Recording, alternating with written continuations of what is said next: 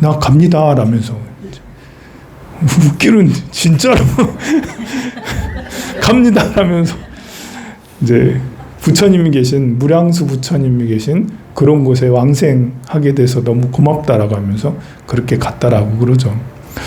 저는 여기에서 보면 우리 그 광목 어머니가 지옥에서 고생하다가 이 세상에 태어났는데 13살에 또 죽게 돼요. 우리가 이제 젊어서, 여기 13살이면 어린 거죠?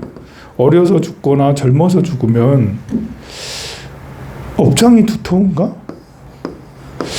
업장이 두터워서 내가 일찍 병들고 일찍 죽고 이래 되나? 이런 생각들을 많이 할 수 있어요. 그리고 또 이렇게 어려서 죽으면 또 본인만 뭐 업장이 두텁나? 넌 업장이 두터워서 천하게 태어났어. 일찍 병들었어. 일찍 죽었어. 이렇게 본인만 그런 게 아니라 가족들까지도 같이 힘들게 돼요. 내가 무슨 업이 두텁길래 내가 뭘 잘못했나? 그러잖아요. 13살에 죽은 그 어머니도 있잖아요. 종이지만 그 어머니도 내가 뭐 잘못해서 아이가 죽었나?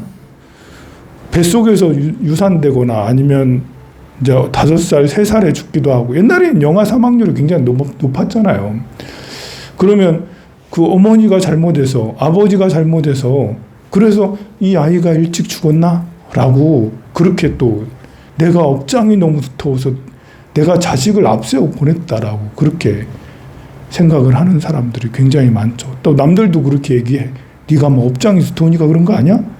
라고 그렇게 하는데, 경전에서는 어려서 죽거나 젊어서 죽거나 이런 것들이 이 세상에 온 뜻, 내가 이 세상에 왜 왔는가, 이것을 생각하면 금방 의문이 풀려요.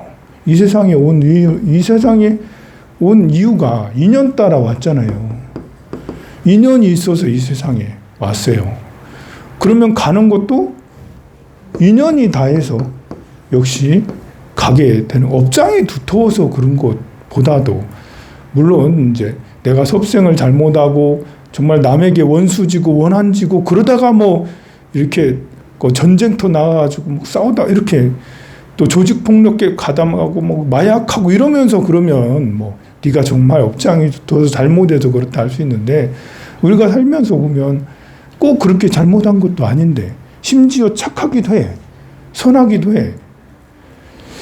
내가 이제 임승혁 영가를 얼굴 본 건 딱 한 번밖에 안 봤는데, 이제 조카지만 속세랑 인연을 끊은 지 오래돼가지고 잘 안 봐가지고 미안한데, 근데 이렇게 생일을 한번 봤어요. 그 사주를 한번 풀어보니까 너무 착한 거예요, 세상에. 뭐 이렇게 착한 사주도 있어, 사주가. 저는 착한 사주일까요, 아닐까요? 저는 그렇게 착한 사주가 저는 착한 사주가 아니라 저는 이 관다자락에서 관이 많아서, 그래서 이제 조계종 이렇게 부처님 제자가 된 거예요. 관이 아주 너무 과대하게 많으면 부처님한테 복종하고 살아야 되는 사람, 부처님한테 복종하고 살아야 되는 사람이 착한 사람인가요? 부처님한테 복종하니까 다행인 거지. 저 김일성한테 복종하면 김일성한테 복종해도 관다자가 될 수가 있거든요. 김정은한테 복종해도, 푸틴한테 복종해도 관다자가 될 수 있어요. 다행히 부처님 줄을 타서 부처님 밑에 이제 제자가 돼서 이렇게 제가 착한 모습으로 보였을 뿐이지, 만약에 이렇게 김일성 밑에 들어갔으면 여러분들 벌벌벌 떨면서 내 앞에 눈도 안 마주칠 거 또 이러고 있을 거야, 아마. 저도 그렇게 무서운 사람도 될 수 있었어요. 그런데 보니까 승혁이는 아니더라고. 너무 착한 거예요, 세상에. 순하고 착하고 모든 사람들에게 사랑받는 사람의 그걸 가지고 있더라고요. 그래서 이런 착한 애가 이렇게 아파가지고 빨리 죽네. 야, 그러면 이제 경전에서도 말씀하셨듯이 이렇게 인연이 있어서 뜻이 있어서 이 세상에 왔다가 인연이 다해서 이 세상에서 또 가는 이런 거구나. 업장이 두터워서 이 세상에서 뭐 잘못을 많이 얘기해서 과보받는 게 아니라 인연이 있어서 왔다가 인연이 있어서 가는데 우리는 이제 인연이 있어서 가는 이제 임승혁 영가를 위해서 기도를 해주고 공덕을 쌓아주고 아무리 선하고 착한 인연이라 하더라도 이렇게 우리가 운명을 바꿔주는 건 정말 필요하다고 봐요. 우리 광목이라는 여인이 어머니를 위해서 불공을 드리고 기도를 하고 막 열심히 이렇게 공덕을 많이 지었더니 어머니가 정말 지옥에서 사람으로 다시 태어나고 사람에서 다시 극락세계로 왕생을 하셨단 말이에요. 이 어찌 귀한 인연이 아니에요. 내가 광목처럼 그렇게 할 수도 있고 여러분이 좋은 인연을 만나면 광목 같은 딸을 만나면 얼마나 좋아요. 나는 개차반으로 살았는데 딸이 나를 위해서 정말 애써줘서 내가 지옥에 가서 고통받는 과보를 받다가 딸 덕분에 다시 업력이 다시 씻어져서 업장이 소멸돼서 사람으로 태어났다가 딸이 또 더 열심히 노력했네. 그래서 이제 극락세계로 왕생을 했다라고 그러잖아요. 그래서 광목의 노력이 정말 중요하구나. 인연 따라 왔다 인연 따라 간다고 해서 아무 노력을 안 하는 게 아니고 광목처럼 우리 어머니를 위해서 우리 아버지를 위해서 또 아들이 먼저 가거나 딸이 먼저 갔다면 딸 먼저 간 아들 딸들을 위해서 내가 귀중하게 여기고 소중히 여기는 그런 존재라면 더 열심히 광목처럼 노력을 하면 광목도 기도해서 뭐가 됐겠어요. 광목도 기도해서 이 여인이 성자가 되잖아요. 본인도 이런 인연으로 우리 보면 요즘에는 고3 기도 별로 안 하는데 옛날에는 이제 20년 전에 30년 전에 고3 엄마들이 저 갓바위 다니면서 저 사리암 다니면서 매일같이 절에 다니면서 3,000배도 막 하고 500배씩 300배씩 매일매일 그렇게 했거든요. 그래서 물어보면 자식 때문에 기도한다라고. 자식 때문에 자식이 날 철들게 한다라고 막 그렇게 해서 부처님 공부도 하고 봉사도 하고 기도도 많이 하고 그랬거든요. 근데 그분들이 이제 자식 잘 된 사람들도 있고 안 된 사람들이 있는데 기도 열심히 하면 본인도 역시 좋아져. 본인도. 그래서 네, 저도 열심히 해가지고 여러분들 좋은 데 가도록 기도해주고 또 승혁이도 좋은 데 가도록 기도해주고 그래서 나도 좋아지고 역시 여러분들도 다 좋아지는 그런 거에 되면 좋겠어요. 어제 이제 우리 절에 다니는 새벽기도 다니고 새벽에 봉사하시는 그 보살님이 동자보살이라고 있어. 이름이 동자야. 보살님이 막 이렇게 갑자기 이제 그 상담을 할 게 있다면서 앞에 앉으시더니 펑펑 우시는 저 병 걸렸어요. 이러면서 병 걸렸어요. 그러면서 무슨 병이 걸렸길래 저렇게까지 막 펑펑 우실까 그래서 뭐 쇼그렌 증후군이래. 쇼그렌 증후군이 뭐지? 야, 나 못 들어봤는데. 그래가지고 이제 쇼그렌 증후군 스님 이게 목이 말라가지고 이렇게 그 목이 계속 마르고 눈에 눈물이 안 나가지고 계속 눈이 뻐끔뻐끔하고 계속 목말라. 물을 아무리 먹어도 이렇게 계속 목마르대요. 언제부터 그랬냐 했더니 아니 스님이 며칠 전부터 계속 나보고 우리 보고 물 마시라고 그랬잖아요. 근데 스님 말대로 콩나물국 끓여 먹고 뭣도 끓여 먹고 계속 끓여 먹고 그래도 목이 계속 마르고 이게 아무리 먹어도 목이 계속 마르대. 그래서 이제 병원 가보니까 병원에서 이제 평상시에 이제 보살님이 그 간염 비슷한 이런 걸 가지고 있어서 이제 약 먹는 게 있었어요. 그것 때문에 그런가? 라고 이제 해가지고 보니까 거기 의사 선생님이 병원 가보라고. 그래서 병원에 가보니까 쇼그렌 증후군이래. 그 쇼그렌 증후군 이게 불치병이래, 불치병. 이게 낫게 하는 병이 없다고. 아니, 낫게 하는 약이 없대. 그래가지고 보살님이 곧 죽을 것처럼 막 이렇게 엄청 괴로워하시던데. 그래서 저도 그 자리에서 막 찾아봤죠. 그리고 어제 오늘 계속 공부했어. 쇼그렌 증후군이 뭔지. 그랬더니 이게 염증으로 인해서 생긴 요게 이제 내과 가는 것도 아니고 어디 가는 것도 아니고 류마티스 같대. 류마티스 가가지고 쇼그렌 증후군이라는 판정을 받은 거예요. 이게 뭐냐면 염증으로 인해서 염증이 일어나면 이제 몸에 부종도 일어나고 암도 일어나고 당뇨도 다 염증으로 인해서 생기는 거거든요. 염증이 침샘을 막아버린 거야. 염증이 침이 나오지 않게 해버린 거예요. 염증이 눈물샘을 공격해서 눈물이 안 나게 하는 거지. 생각을 해보세요. 여러분들 침샘이 안 나봐. 그러면 소화가 어떻게 되는 거지? 침이 있어야지. 또 치아가 다 망가져, 잘못하면. 이 침이 나와야지 그 충치를 예방하고 이러거든요. 치아가 굉장히 나빠져. 그래서 자기 전에 꼭 양치해야 되는 거예요. 그래서 이게 이제 보니까 이렇게 불치병은 불치병 맞아. 약이 제대로 개발된 게 없대. 뭐 스테로이드 처방하고 그러는데 그거 가지고는 안 된다라고 하더라고. 잘못하면 오히려 부작용이 일어나고 그래가지고. 그래서 이제 지금 개발하고 있는 약이 있는 모양이더라고요. 그런데 언제 나올지는 잘 모르고. 그러면 이제 이거 침이 계속 나오게 스스로 관리를 자꾸 해야 되는 거예요. 그럼 가만 보니까 이제 불치병이라 해도 죽을 병이 아닌 거예요. 그 동자보살은 죽을 병처럼 그렇게 생각을 하셨는지 불치병이라니까 막 놀래가지고 굉장히 관리만 잘하면 물론 침샘 관리하기가 쉽지가 않겠죠. 염증 관리를 잘해야 되겠죠.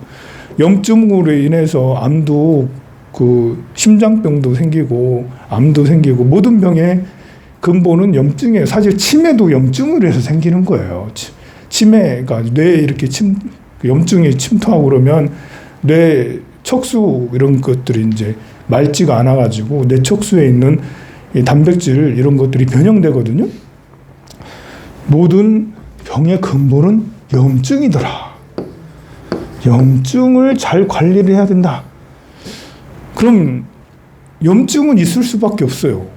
염증은 당연히 있어야 돼. 왜냐하면 내 몸에 다른 균이나 이런 것이 침범했을 때 염증을 일으켜서 그 균을 방어를 하는 거거든요.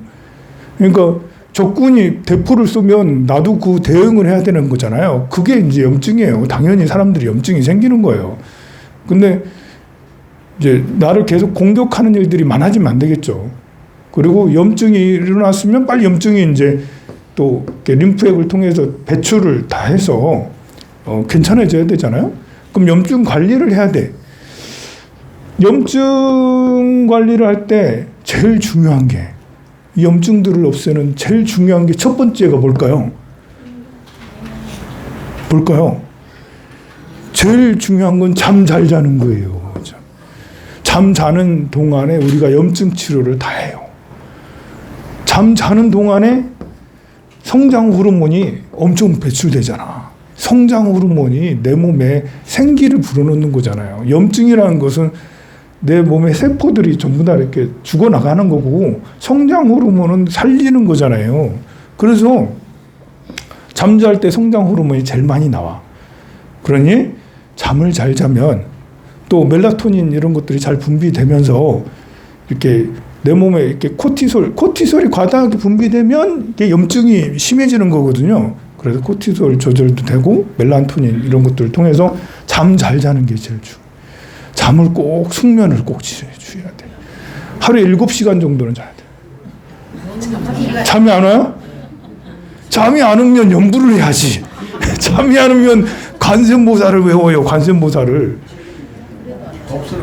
잠 안 오면 제 생각하세요.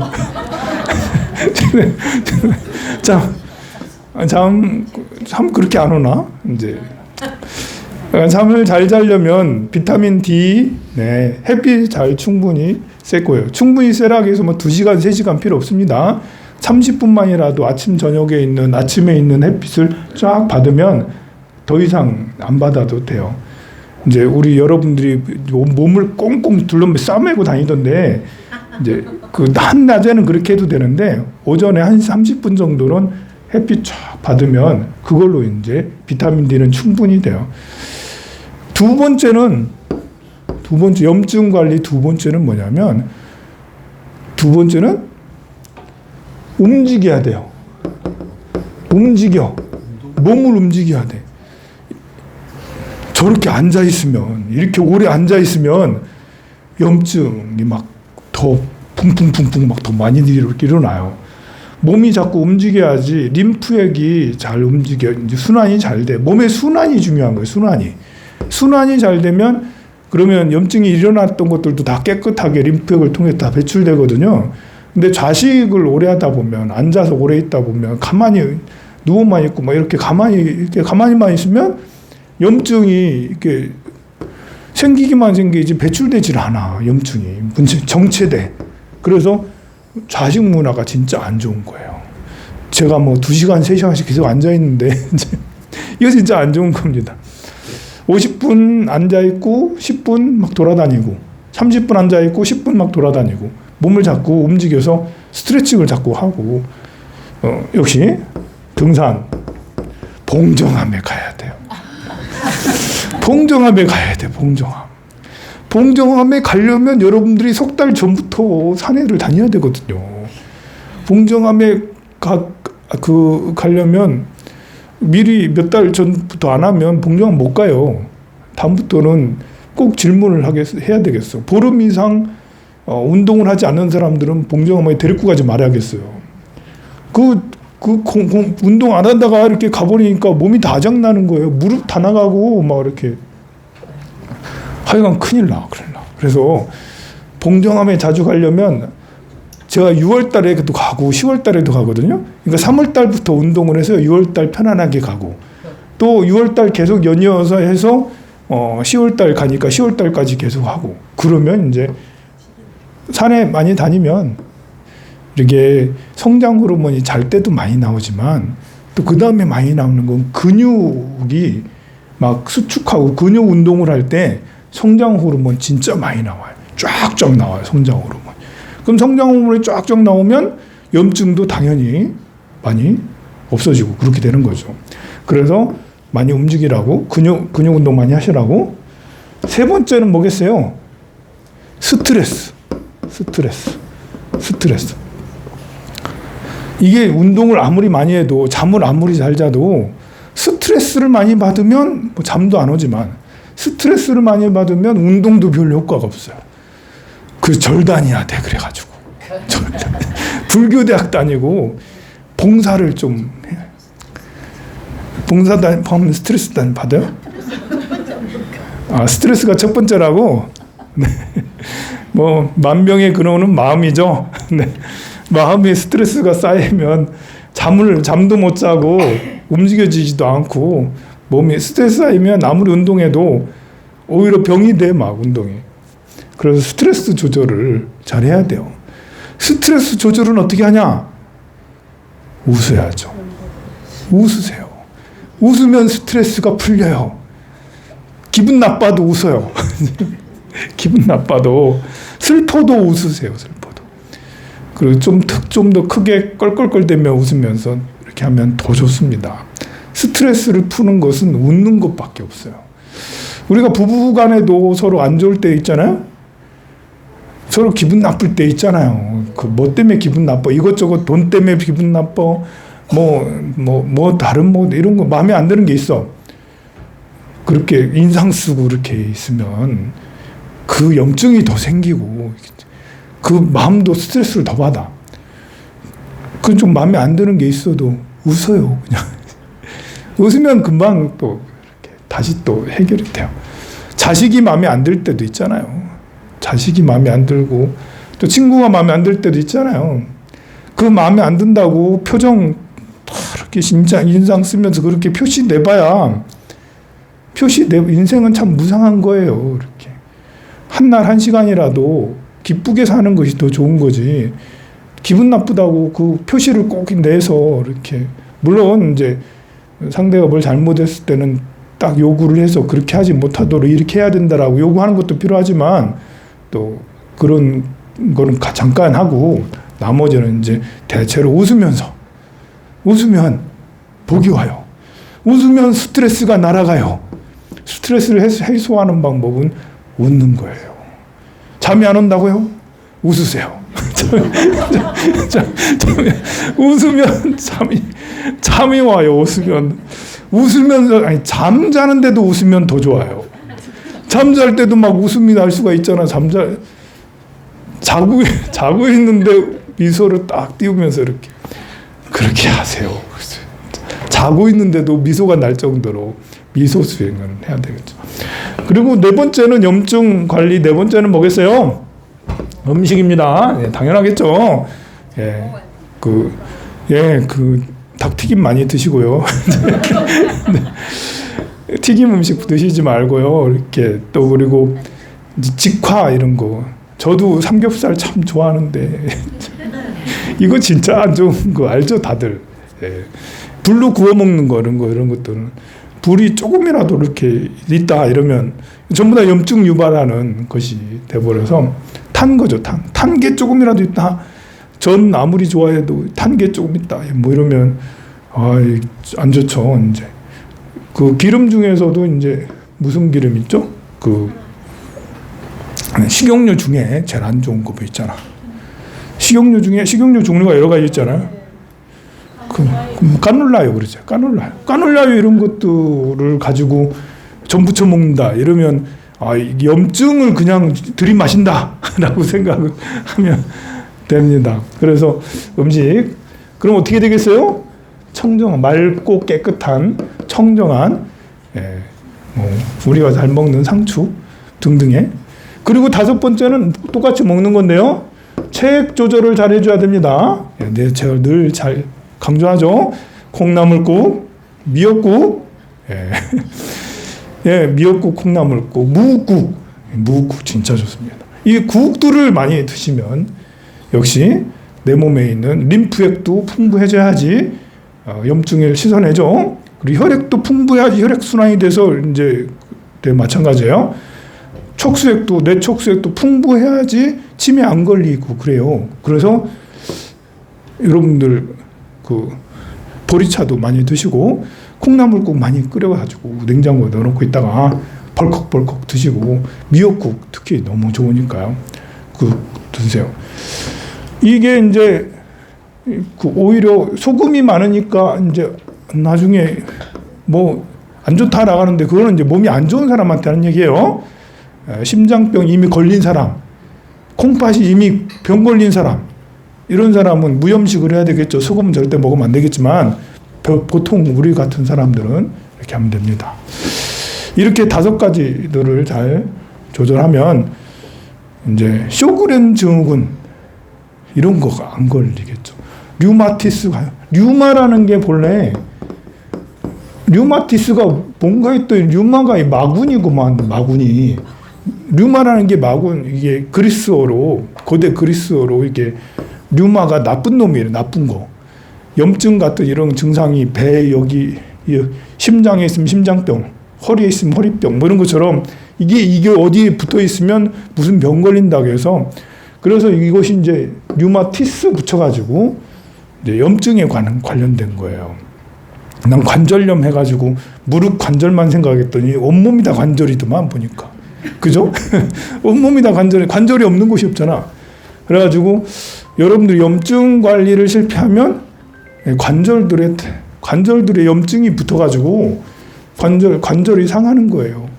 그래서 관절이 조금이라도 이상하다 하면 바로 병원 가야 돼.